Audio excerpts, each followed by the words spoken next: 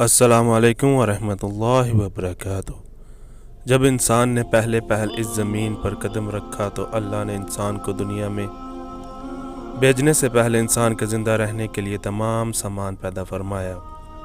हवा, पानी, आग और मिट्टी ये इंसान की बुनियादी ज़रूरत थी। इसके बगैर तो इंसान ज़िंदा ही नहीं रह सकता। इंसान के जिस्म में क़ुव्वत पैदा करने के लिए खाना भी ज़रूरी था। इसके लिए अल्लाह ने फल फूल, मेवे, पौधे, हरे भरे दरख्त पैदा किए। इसके अलावा सर उठाए बुलंद बाला पहाड़, रवां दवां घनघनाते हुए चश्मे, बल खाते दरिया, बिखरा समुंदर, चाँद, सूरज, सितारे, गर्ज के हर वो चीज़ जो इंसान के ज़िंदा रहने के लिए ज़रूरी थी पैदा की। इन सब चीज़ों के अलावा इंसान के आराम और सहूलत के लिए और चीज़ों की भी ज़रूरत थी, वो भी पैदा फरमाई। ज़मीन व आसमान के अंदर बेशुमार छुपे हुए ख़जाने और वसाइल हैं। मसलन लोहा, चांदी, बर्क, तेल, कोयला और गैसें हैं। ये तमाम चीज़ें इंसान की ज़रूरत की हैं। इनसे इंसान फ़ायदा हासिल करता है। इन तमाम चीज़ों को ज़मीन के अंदर से निकालने और दरियाफ़्त करने के लिए एक ऐसी ज़ी अक़ल और इल्म रखने वाली हस्ती की ज़रूरत थी जो इन तमाम छुपी हुई और ओझल चीज़ों को ढूंढ निकाले और अपने ही लिए कारआमद बनाए। यही हस्ती जिसे इंसान कहा जाता है, इंसान को अल्लाह ने अक़ल और सोचने समझने की सलाहियत अता की, फिर दुनिया में भेजा। सबसे पहले इंसान हज़रत आदम अलैहिस्सलाम थे। इंसान की नस्ल हज़रत आदम अलैहिस्सलाम से चली और तमाम इंसान हज़रत आदम अलैहिस्सलाम की औलाद हैं। अल्लाह ताला ने हज़रत आदम अलैहिस्सलाम को पैदा करने के लिए इरादा ज़ाहिर किया और फरिश्तों से कहा, मैं ज़मीन पर अपना खलीफा बनाने वाला हूँ।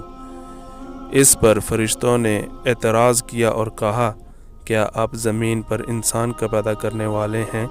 इंसान तो ज़मीन पर फसाद बर्पा करेगा और खून बहाएगा। हम तो तेरी पाकी बयान करते हैं और तेरा शुक्र बजा लाते हैं। क्या हम इबादत के लिए काफ़ी नहीं? अल्लाह ने फरमाया, जो मैं जानता हूँ वो तुम नहीं जानते। फिर अल्लाह ने ख़ुद अपने हाथों से हज़रत आदम अलैहिस्सलाम का पुतला बनाया, फिर इसे संवारा और इसे मुनासिब शक्ल दी। इसके जिस्म का हर हिस्सा खूबसूरती के साथ बनाया। फिर इस मिट्टी के पुतले में अल्लाह ने अपनी रूह फूंकी। फिर अल्लाह ने फरिश्तों से पूछा कि चीज़ों के नाम बताओ अगर तुम सच्चे हो। फरिश्तों ने जवाब दिया, हम नहीं जानते, सबसे ज़्यादा तो आप जानने वाले हैं। हमको तो बस इतना ही इल्म है जो आपने हमको सिखाया है। आप बड़े इल्म और बाबरकत वाले हैं। अल्लाह ने आदम से कहा, ए आदम, इन फरिश्तों को इन चीज़ों के नाम बताओ। अल्लाह ने आदम को तमाम चीज़ों के नाम बता दिए तो आदम के इल्म में तमाम बातें आ गईं। आदम ने इन चीज़ों के नाम बता दिए तो अल्लाह ने फरिश्तों से कहा, क्या मैं तुमसे ना कहता था कि मैं आसमानों और ज़मीन के अंदर की सब पोशीदा बातों को जानता हूँ और जो कुछ तुम ज़ाहिर करते हो और छुपाते हो सब का इल्म रखता हूँ। अल्लाह ताला ने फरिश्तों से कहा कि आदम को सजदा करो। तमाम फरिश्तों ने आदम अलैहिस्सलाम को सजदा किया, लेकिन इब्लीस सजदा करने से इनकार कर दिया। वो गुरूर करने वालों में से था। तुझे किस चीज़ ने सजदा करने से रोका जबकि मैंने तुझे हुक्म दिया था? अल्लाह ने पूछा। इब्लीस ने कहा कि आपने इंसान को मिट्टी से बनाया और मुझे आग से पैदा किया। इब्लीस के मायने मायूस और नाउमीद होना, इसीलिए कहा गया कि जो शख्स अल्लाह से नाउमीद होता है वो इब्लीस के ताबा होता है। जो लोग इब्लीस और शैतान के बहकावे में आ जाते हैं वो पस्त हिम्मत होते हैं। जो फ़राइज़ इनका ज़िम्मा होते हैं वो अदा नहीं करते और ज़लील व ख़वार होते हैं। जब इब्लीस ने सजदा करने से इनकार कर दिया तो अल्लाह ने फरमाया, तू आसमान से उतर, तूने तकब्बुर किया और तू ज़लील व ख़वार हुआ। इब्लीस ने कहा कि मुझे क़यामत के दिन तक मोहलत दीजिए। इस पर अल्लाह ने फरमाया, तुझे मोहलत दी गई। इब्लीस ने कहा, मैं तेरे बंदों को गुमराह करूँगा और हर तरफ से इनको घेरे में रखूँगा, वो तेरा शुक्र भी अदा नहीं करेंगे।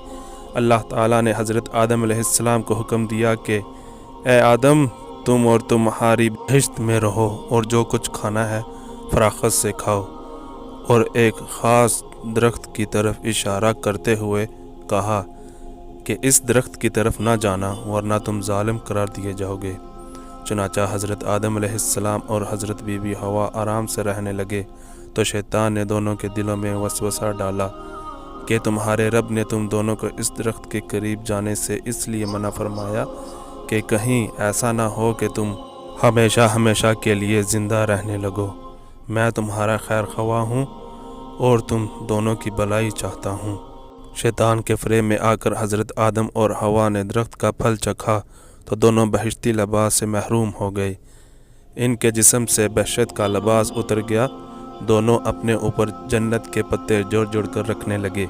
ان کے رب نے ان کو پکارا اور کہا، کیا میں نے تم دونوں کو اس درخت کے قریب جانے سے منع نہیں کیا تھا اور یہ نہ کہا تھا کہ شیطان تمہارا دشمن ہے؟ حضرت آدم اور حوا دونوں سے غلطی ہوئی۔ انہوں نے اللہ کا حکم نہیں مانا۔ اس غلطی پر دونوں کو سخت ندامت ہوئی۔ آدم اور اللہ سے معافی طلب کی اور دعا کی، اے میرے رب، ہم نے اپنے نفس پر ظلم کیا۔ اگر آپ ہم پر رحم نہ کریں اور ہماری مغفرت نہ کریں تو ہم نقصان اٹھانے والوں میں ہوں گے۔ آدم اور حوا کو زمین پر اتار دیا اور کہا کہ تم ایک دوسرے کے دشمن رہو گے اور ایک خاص وقت تک تم دونوں کو زمین پر رہنا ہے۔ میری طرف سے کوئی ہدایت آئے تو جو شخص اس ہدایت کو مانے گا نہ انہیں کسی بات کا اندیشہ ہوگا نہ کوئی غم۔ جو میری نصیحت سے منہ موڑے گا اس کے لیے دنیا میں زندگی تنگ ہوگی اور قیامت کے روز اس کو اندھا اٹھائیں گے۔ جب حضرت آدم علیہ السلام آسمان سے اتر کر زمین پر آئے تو وہ فرشتوں کی پاکیزہ باتیں سننے سے محروم ہو گئے، اس لیے دل اداس رہنے لگا۔ آپ نے اللہ سے دعا کی اور عرض کیا کہ میں تو فرشتوں کی صحبت سے محروم گیا ہوں۔ اس پر اللہ نے فرمایا، آپ مکہ معظمہ جائیں، وہاں میرا گھر تعمیر کریں، اس کا طواف کریں اور نماز پڑھیں۔ چنانچہ آپ علیہ السلام حضرت جبرائیل آمین کے ساتھ مکہ معظمہ گئے، وہاں کعبہ کی بنیاد رکھی، نماز پڑھی اور طواف کیا۔ حضرت آدم علیہ السلام کے واقعے سے ہمیں سبق ملتا ہے کہ جس کام کو اللہ نے کرنے سے منع فرمایا ہے وہ نہ کریں، جو کام کرنے کا حکم دیا ہے وہی کریں۔ یہی عبادت ہے، عبادت نیکی ہے، نیکی عبادت ہے۔ اللہ حافظ۔